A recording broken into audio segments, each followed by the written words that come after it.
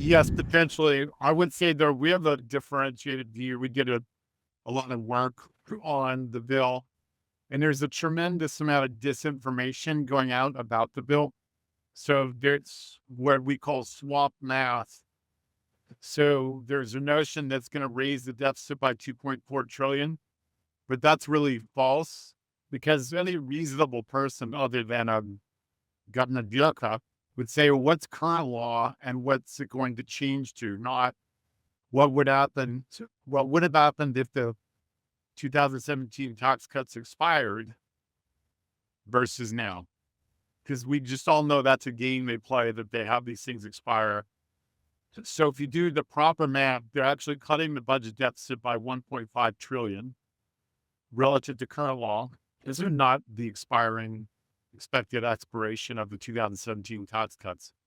A lot of stuff we're going to get into here. This is a sponsored conversation by Infrastructure Capital, one of my clients, a number of interesting funds, and we're going to talk about a lot of them, but include BNDS, their bond fund, and why this could be an interesting juncture here for yields dropping, just as everybody's talking about yields rising. So with all that said, my name is Michael Guyette, publisher of the Lead Lag Report. Joining me is Mr. Jay Hatfield of Infrastructure Capital. Jay, I was just joking with you a little bit earlier about Musk and Trump, and I put out a post on X saying this is going to be a very expensive divorce. And I don't know if you remember the old Eddie Murphy skits where he did the whole half bit on the stand-up, but sounds like there's a lot of noise being made. I am curious to hear your thoughts on where we are in terms of legislation, in terms of bill passing this big, beautiful bill, because that's what Musk is going after. Because it seems to me that whatever happens next there will impact a lot of different asset classes. Yes, potentially. I would say though we have a differentiated view. We did a lot of work on the bill, and there's a tremendous amount of disinformation going out about the bill. So there's what we call swap math. So there's a notion that's going to raise the deficit by 2.4 trillion, but that's really false because any reasonable person other than a government bureaucrat would say, well, what's current law and what's it going to change to? Not what would happen. What would have happened if the 2017 tax cuts expired versus now? Because we just all know that's a game they play, that they have these things expire. So if you do the proper math, they're actually cutting the budget deficit by 1.5 trillion relative to current law. These are not the expected expiration of the 2017 tax cuts. Now, also swap math is to multiply everything by 10. So that means they're cutting roughly under 50 billion a month. I mean, a year, sorry, which isn't that much. The budget deficit's like 2 trillion, but it's a reasonable start. And the budget deficit is only projected to be 1.7 trillion next year. So there's a lot of hand wringing and political posturing. Of course, Democrats all want to, blame the Republicans for profligate spending, but it's important to keep those numbers in mind that relative to current law, there are cuts happening. The budget deficit is likely to get better. And the run up in rates, which everybody is blaming on the budget, was caused by Japan's bond market melting down. And we saw that almost 100% correlated. When Japan's bond market stabilizes, our bond market stabilized and started rallying. So a lot of misinformation and misunderstanding about what's going on in the bond market. We did see weak labor data this morning on claims. We think that tomorrow's report could be or should be really show weakness in the labor market. You never know. These estimates are completely unreliable. I most prefer ADP because they have actual data versus a survey. So we'll see what happens. But clearly the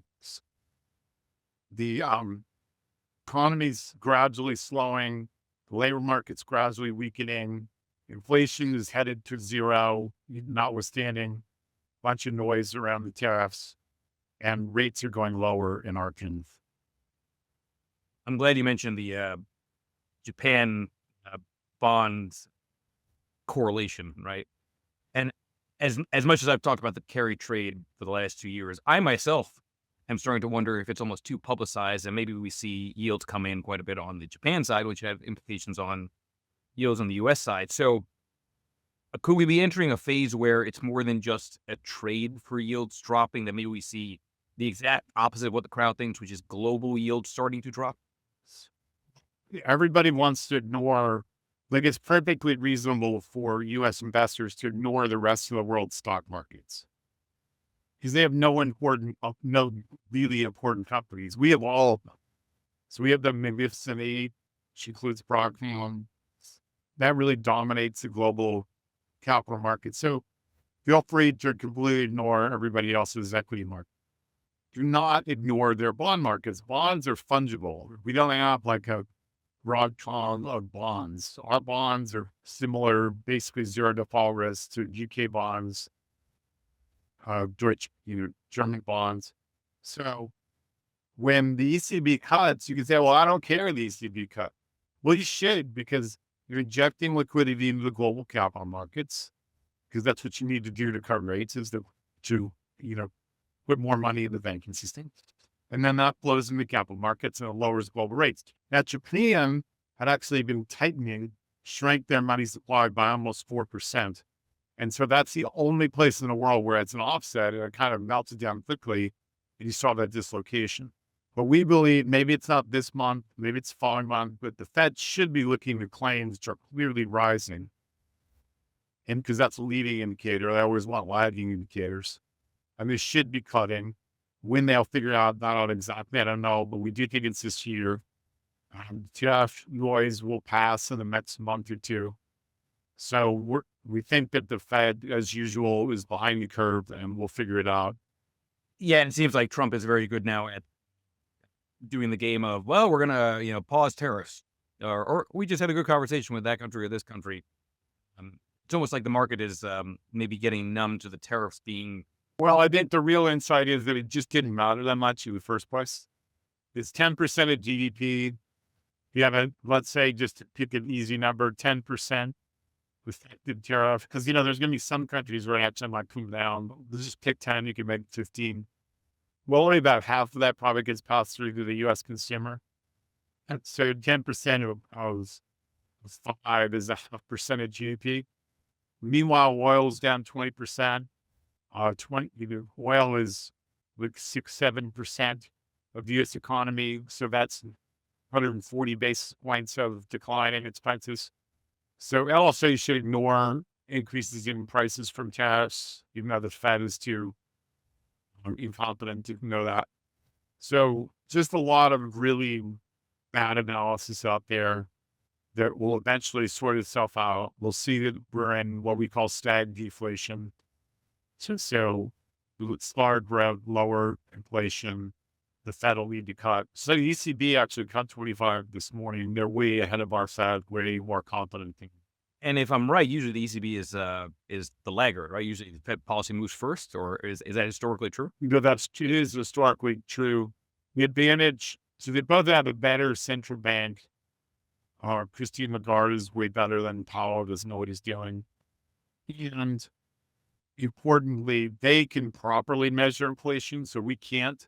We have a shelter and component that's 2 years behind, 6 months by just design, which makes no sense. And so they don't have that problem. So their inflations were below 2, but ours would be 1.2% on CPI if we marked shelter to market versus a lot of our team surveys that are massively delayed.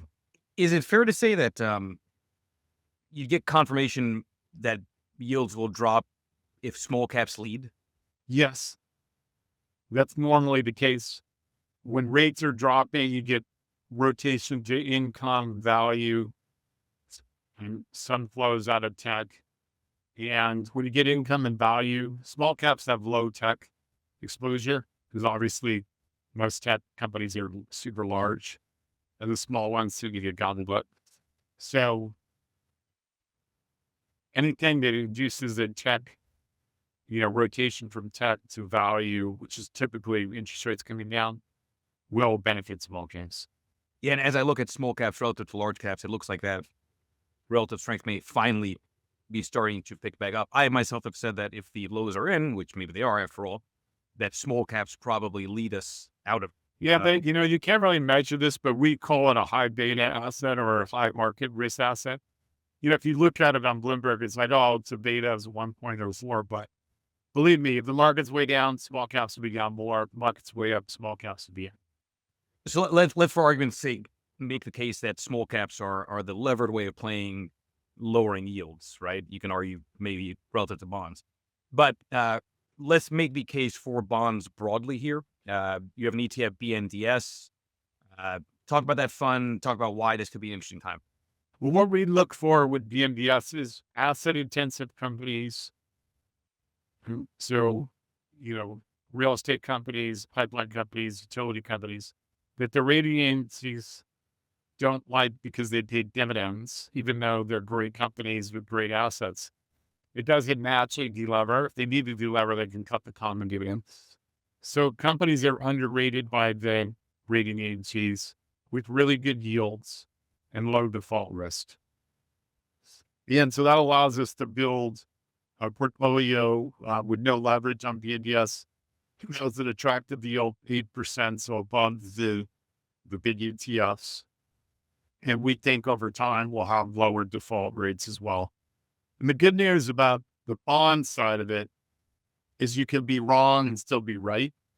So let's say that we're wrong about rates. And to your point about small caps or funds SCAP, SCAP, well, those are going to be down. But with bonds, the yield's so high, it's E, that even if the market stalls and rates stall, you still get paid your E. So, and it's, you're senior to common, so lower risk, lower volatility. So it's a pretty much an all-weather security that does well in most markets over time. So it's less risk, way less risky than small caps or really any of them.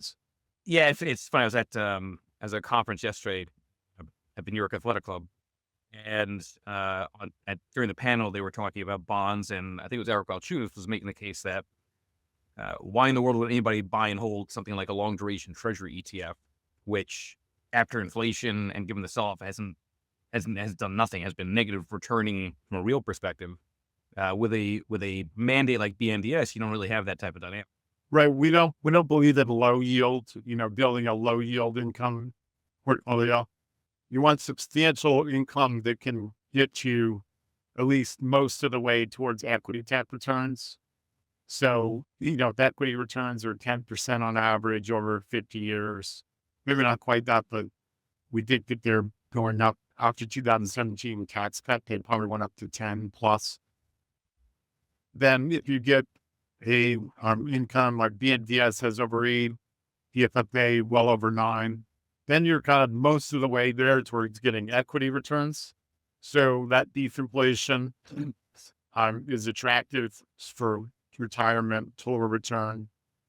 And, we do think that both bonds and PFFA are undervalued, that when things calm down, the Fed cuts rates, they will go back towards 4, which is 25. It's only 50 for BNDS, so that's not much upside.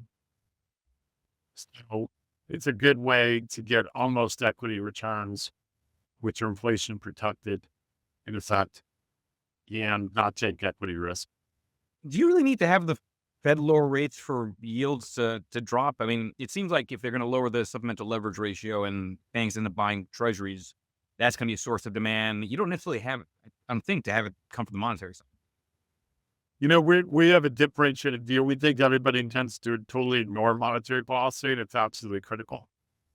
So right now, the Fed's shrinking the money supply about $100 billion a year, so sucking money out of the banking system.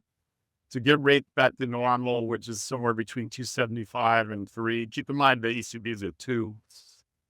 They would probably have to go from shrinking the money supply to 100 billion to probably growing it 300 billion. So that's 400 billion of brand new capital coming into the capital markets every year forever. So we think that's the key driver. If you look at rates, like people say, oh, well, the Fed cut rates and then rates went up, but they cut rates and then they started super hawkish commentary, which drove the long-term expected terminal rate way up, and that caused rates to go up. So it's clearly, in our opinion, 100% driven by the expected terminal rate of the Fed funds rate. And its simple math is in the US, not in Europe, because they can get away with lower rates because they're a little more fiscally responsible. But here you get 2% inflation that results in 275 to 3 on the Fed funds, which is normally 75 basis points, but be conservative, you can say 100. So 3% on Fed funds, and the normal spread between a 10-year and Fed funds is 1. So normal rates are somewhere between 375 and 4. But you need to have normalized Fed funds rate.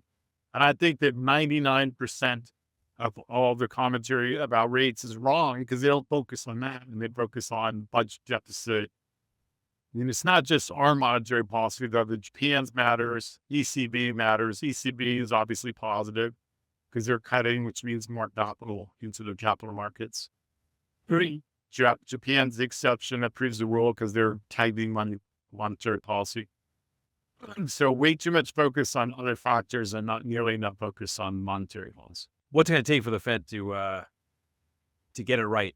To your point, they're always late. All right. So if the unemployment rate goes up, if layoffs start increasing, at least at the margin, they're not going to right away respond. Well, the dynamic with the Fed is they're dominated, as all economists are now, by Keynesian liberal economists. So they tend to be 100% focused on labor. They think the whole economy is driven by labor and not capital, which we don't agree with. But so for that reason, if the labor market weakens, they are going to respond. It's going to take them too long to figure out the inflation side because they're always going to be wringing their hands that, inflationary expectations rose. A bogus theory of inflation, in our opinion, but clearly among Democrats, I think it's like 10% or something. It doesn't matter because individuals don't control inflation.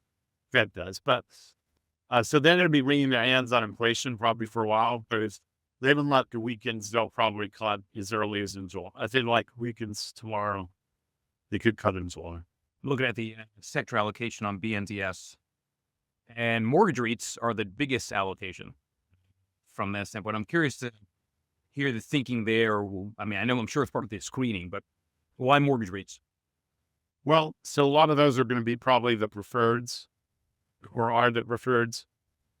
Mortgage REITs are also fall in the category of aided by the rating agencies, but actually way better credits than regular financials. They have liquid collateral that could be sold instantaneously. They have swap counterparties managing and forcing the companies to create buffers. And then we have limited corporate debt and usually a fair amount of preferred. The yields like 9, 10, 11%, but has very low to de minimis default rates. So it's just a mispriced security where you can outperform in the long run by holding. Yeah, and to your point, it's not like that many people are invested in that part of the marketplace. So it's I like underinvested areas. Right. And also, Larry, so you work for Morgan Stanley, and I can tell you, if you look at the financial statements, you have no idea what they own. They have like bond portfolio equities. You don't know what's in there.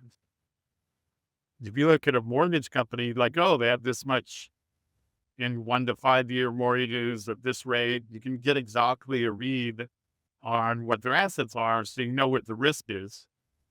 And so you can properly analyze it whereas big financial companies are just big black boxes. The second largest allocation on BNDS is oil and gas exploration and production, which is interesting because this is about profitability.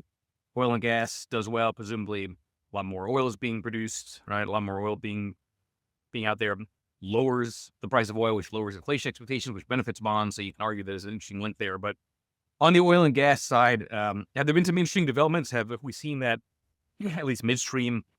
Well, we have been negative on oil, but we were negative when it was like at 80, not now when it's at 60. So it is bouncing off the lows. We have a 60 to 80 target. It's a little bit misleading though, because many of those credits are actually pipeline companies. They're not commodity sensitive.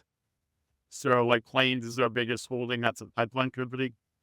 So I don't really like calling those energy companies because I'm not drilling for energy. So they're much more resilient and much more asset intensive and less commodity sensitive than pure drillers. We do have some pure drillers, but what's happened in the upstream where the driller part, so the one companies that are just actually producing oil and gas, is they kind of learned their lessons. They have extraordinarily low leverage, like the 1 times, cash flow leverage. Whereas in the past, there might be 4 or 5 times. So that's underappreciated.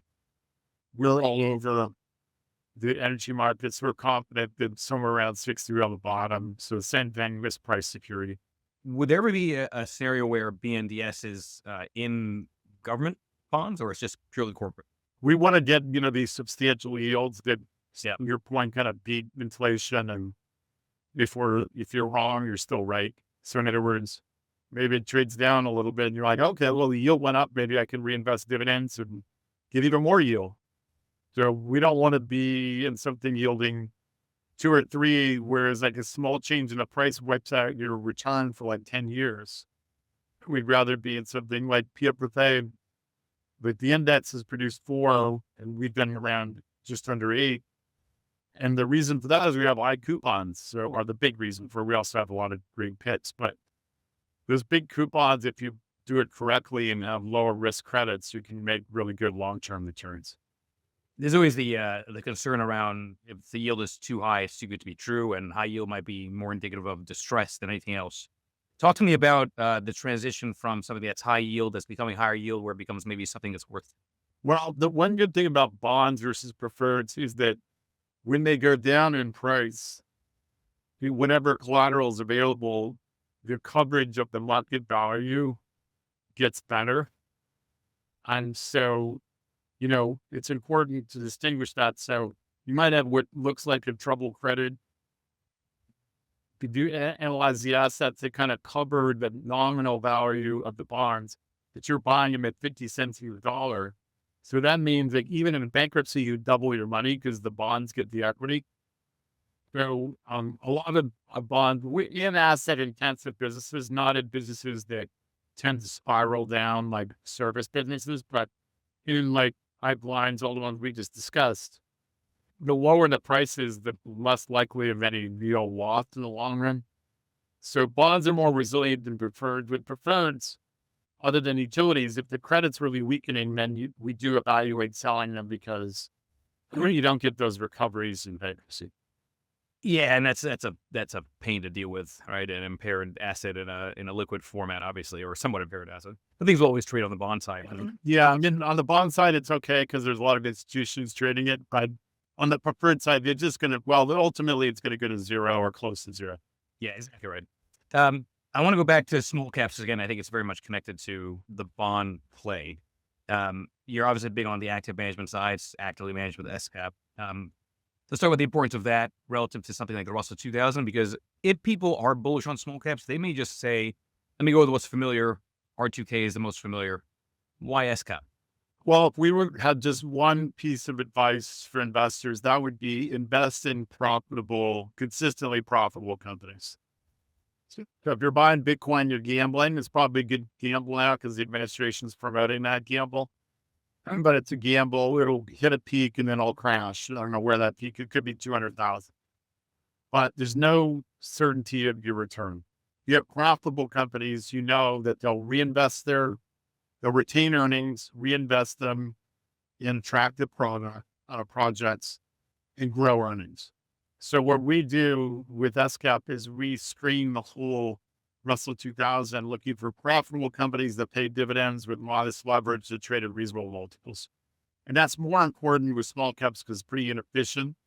Sometimes there's no research coverage. Like we bought Coke, not KO, but COKE's bottler. And then it went up 40%. Well, there was zero research coverage. Great, obviously a great company. It's great to be a bottler for Coke in North America. So you want people doing research, looking for higher quality. You're taking up risk anyway with small caps. So why don't you work the higher quality small caps? And that's worked really well. If you look on our website, you can see that the returns have been very attractive for us.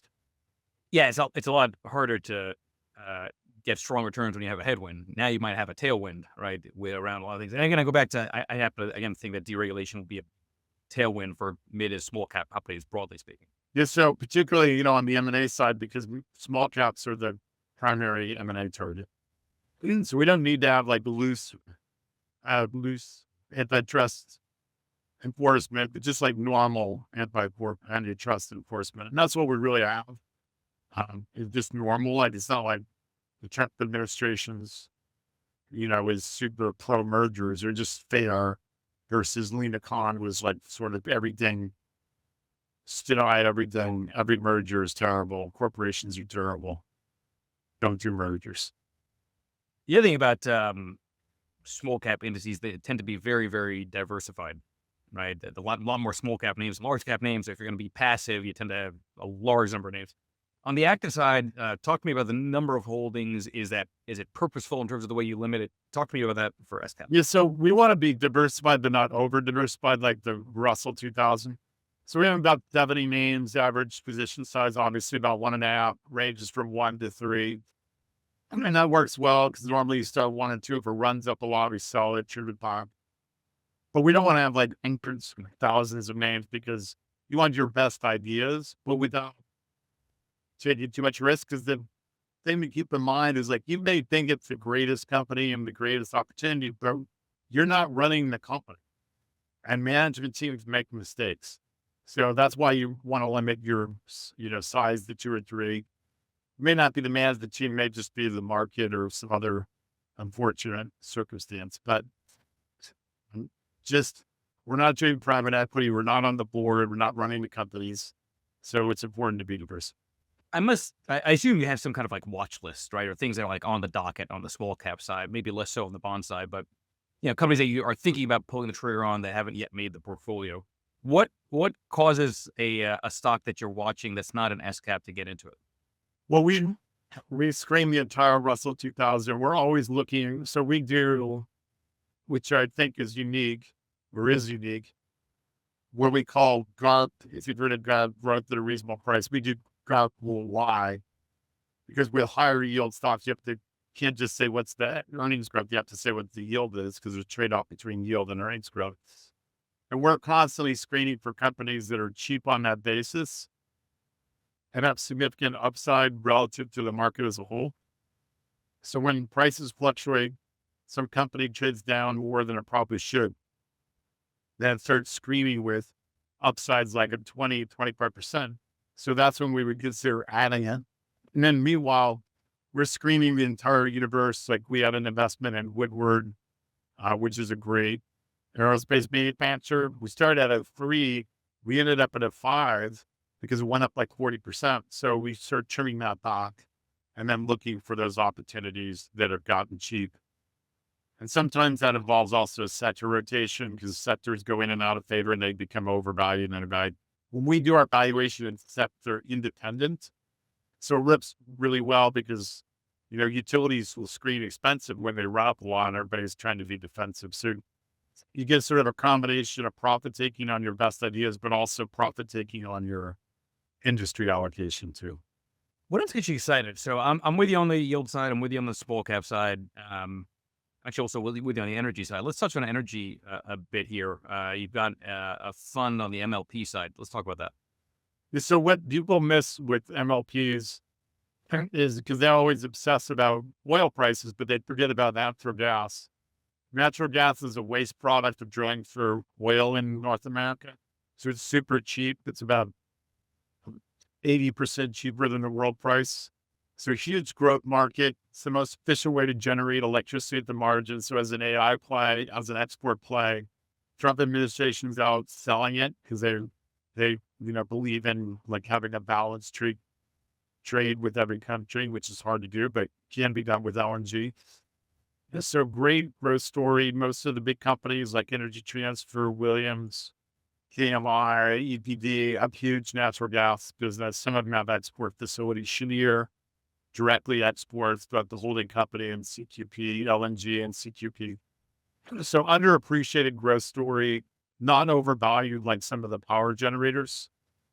And even if they don't really catch fire, You get a 7% yield roughly. They're growing dividends at 5, so you're going to get total return at 12, mostly tax deferred, pretty more uncorrelated with the market. They tend to trade kind of opposite to tech stocks, so good diversifier of your portfolio. So a good ad, I don't think it's quite as timely as small caps, but if you want a, a good diversification portfolio with good yield, the MCA is a good opportunity. And I'd also say ICAP, notwithstanding the fact that small caps are undervalued, ICAP, we are quite bullish about the markets. We do have a lot of financials like Goldman Sachs and Morgan Stanley. We have KKR and some of their financials that are going to hit hard in this downturn. We think that's going to turn around, and ICAP should also do well during the summer when we get this, if we get this rally. Then, But I mean, correct me if I'm wrong, from an asset allocation perspective, something like Amazon would be more satellite. I would argue something like SCAP, could be more core-ish than satellite. right? Yeah, I mean, MLPs are an acquired taste of some people irrationally in RP, but nevertheless true. Just avoid energy because they think it's bad for the environment. Ignore that natural gas is really great for the environment. Some people just think it's boring and they want to be a Broadcom. And a lot of people don't want to deal with the K1s. They don't realize that you can avoid that by buying a corporation like the MCA, you get a 1099. Also, a lot of people got burned by MLP because they were over MLPs because they're over levered. Now they have modest leverage, great coverage, good retention of earnings, right? Internal growth of earnings. So it's underappreciated. I mean, it's rallied a lot, to be fair. So that kind of discount's probably gone, but just a bit of an acquired taste because some people refer to it as an alternative asset class. So some people shy away from that sort of.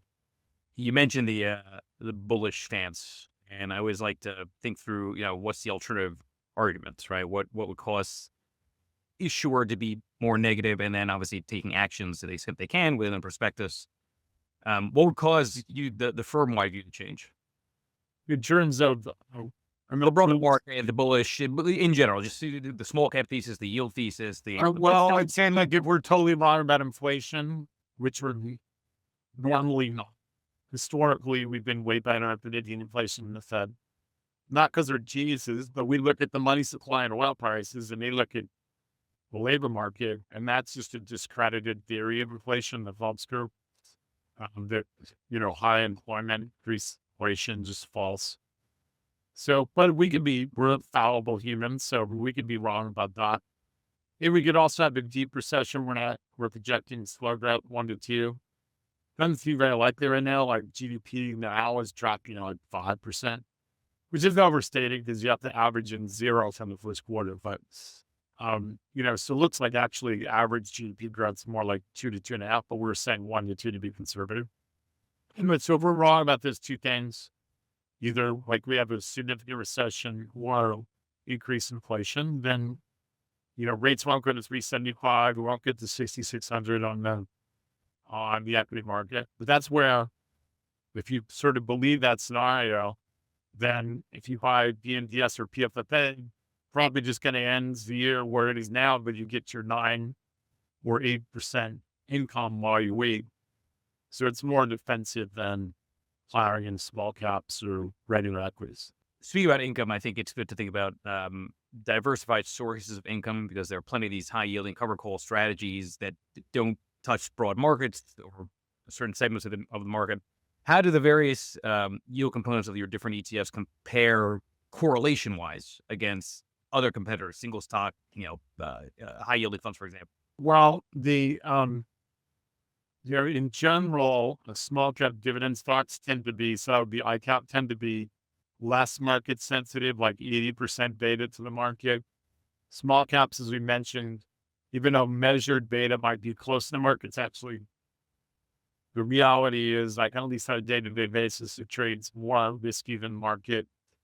PFFA has about 50% correlation to the market. BNDS probably 20. So you can kind of, without risk, there's no return.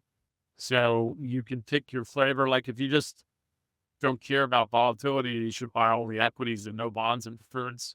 If you care only about income and low volatility, you should buy bonds first and then preferred second.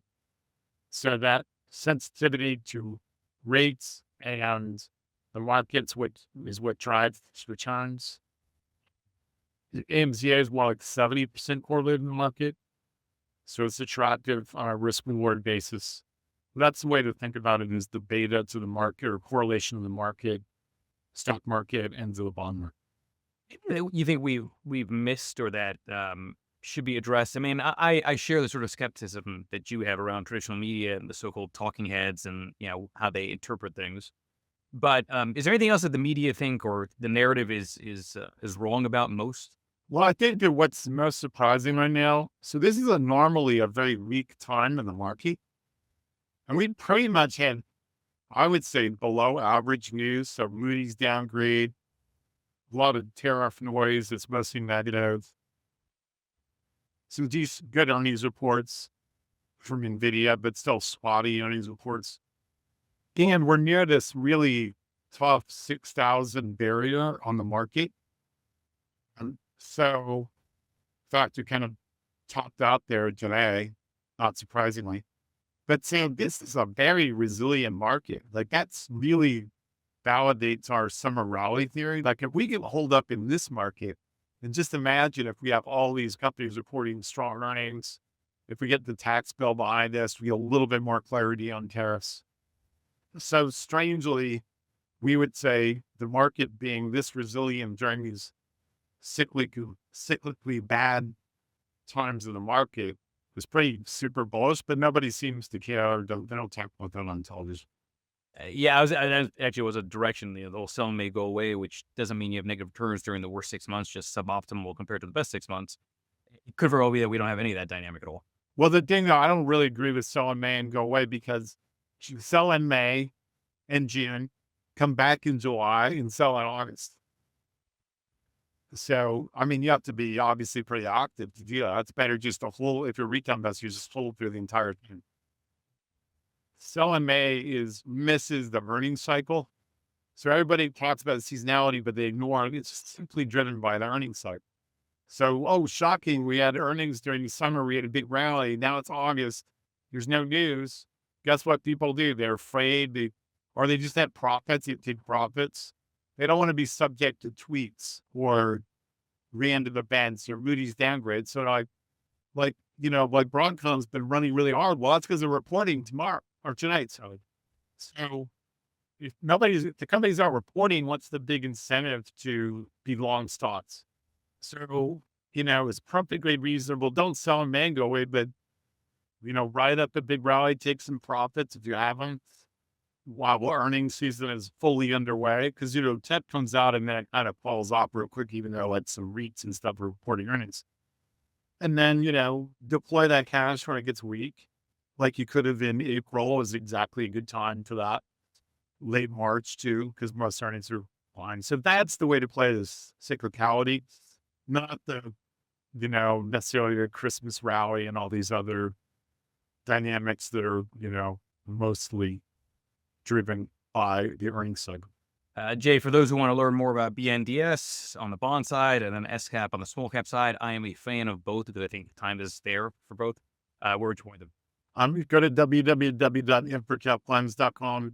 Also, a lot of good macro data there. We have the global monetary base, real-time inflation, a lot of commentary. So a good resource if you care about macro investing too. Appreciate everybody that watched this episode of Lead Lag Live, again, sponsored by Infrastructure Capital. Big fan of Jay Hatfields. I'm going to keep on trying to bring on other guests with Jay. We had Jim Bianco for the last one. Got a long queue of guests I'm going to try to bring on to spice things up on a go-forward basis. But appreciate those that watched, and I'll see you all in the next episode. Cheers, everybody.